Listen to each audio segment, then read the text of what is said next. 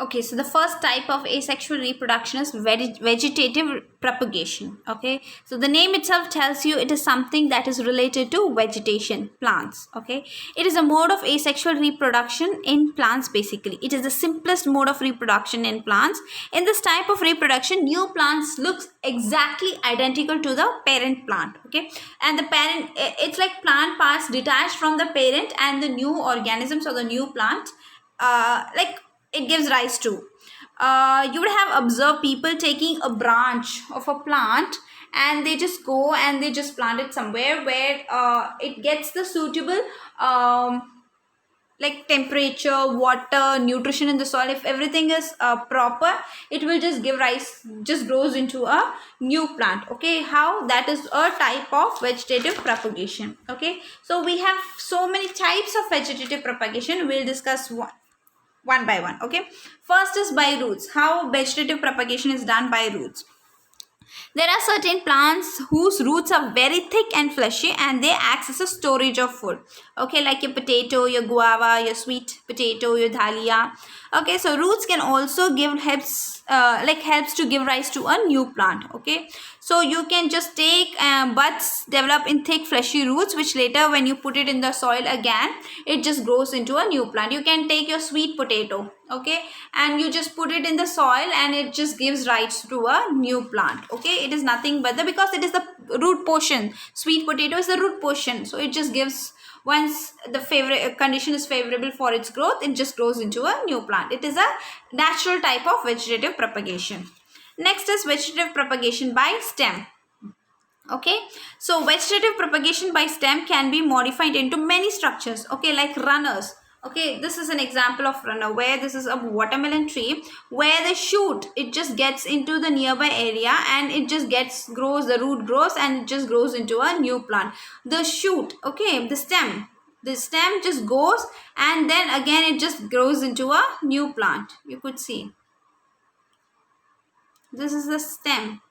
Okay, and here it is giving rise to a new plant.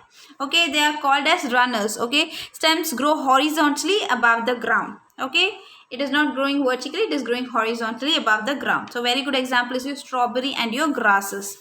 Next is underground stem. A very good example is potato. Okay, even if you have observed, you just buy a potato and leave it undisturbed for 2 or 3 days, you could see some bud eye that is coming out of a potato where the leaves grow. Okay, these are the parts that gives rise to a new plant. Okay, now you just take the potato and just place it in a pot or just put it under a ground. It will just give rise to a new plant. Okay, so potato which we eat is nothing but the stem portion of the plant. So from that stem portion you can just grow a new plant. Okay, that is another natural vegetative propagation.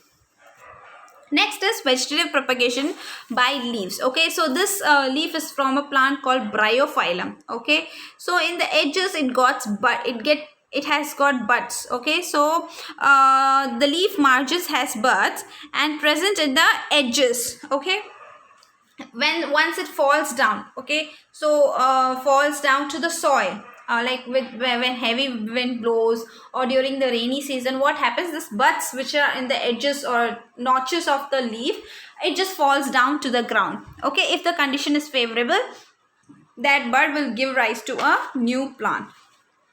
Okay, next is vegetative propagation by cutting. So vegetative propagation by root, leaf and stem, that was natural vegetative propagation. Okay, natural way of asexual reproduction, but this type cutting is a artificial way. Okay, we can also do it. Obviously many people do this. Okay, so a plant part is cut from the parent plant and just put into the soil, which later gives rise to a new plant. Okay, so just imagine I have a red rose. Okay, but my neighbor has got yellow rose, but I just want that yellow rose. So what I can do, I can just go and ask him for a stem. Okay, a plain stem like this. Okay, I can bring it over here and I just plant it in a pot or in the ground. Okay, and if you're just going to give a suitable condition for the rose plant to grow, obviously it will just grow like this with the please of a stem. You just take scissors, cut the stem from the